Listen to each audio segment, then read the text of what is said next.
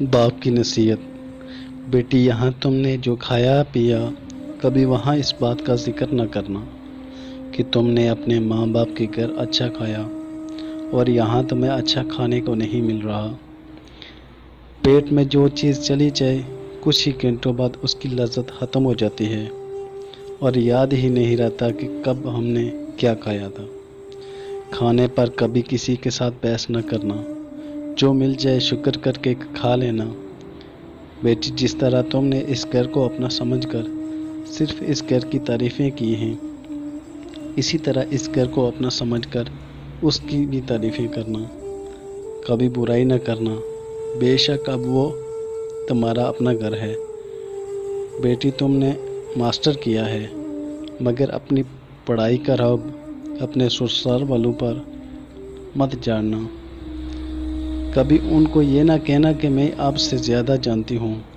بے شک اپنے گھر کے معاملے میں وہ تم سے زیادہ جانتے ہیں، کیونکہ ہر گھر کے اپنے الگ الگ اصول ہوتے ہیں۔ بیٹی، شوہر کو کبھی پیٹھ دے کر نہ سونا، کیونکہ اللہ پاک عورت کی اس حرکت سے ناراض ہوتے ہیں۔ بیٹی، روٹنا اس حد تک کہ اگر وہ ایک دفعہ منانے کی کوشش کرے تو مان جائے، اور اگر وہ لاکھ دفعہ بھی نہ مانے تو ایک دفعہ پھر ایک بار کوشش کرنا۔ کبھی شوہر سے ایسی ڈیمانڈ مت کرنا جو اس کی حیثیت سے بڑھ کر ہو۔ اس کی مجبوریوں کا احساس کرنا۔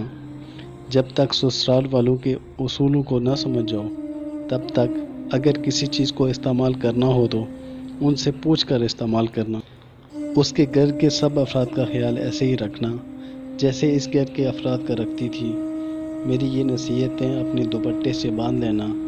شادی کے بعد نہ تو تمہارے سر سے دوپٹہ سرکنے پائے اور نہ ہی یہ نصیحتیں۔ ویڈیو شیئر کر دیں، شاید آپ کی ایک شیئر سے یہ بات کسی کے دل میں اتر جائے۔ شکریہ، جزاک اللہ خیر۔